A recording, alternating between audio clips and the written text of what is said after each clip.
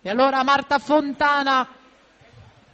1:15:36 per la terza corsia, qualificazione col miglior tempo in questa finale, un primato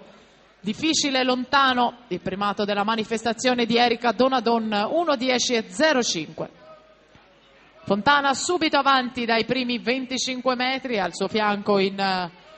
2 la Casarin, in 4 la Ghedin forse la più vicina tra le due, con la Fontana che va al comando anche a metà gara, 35-33, 15 centesimi di vantaggio sulla Ghedin che vira in 35-48 a metà gara. Yanire Casarin ancora in terza posizione in 36-36.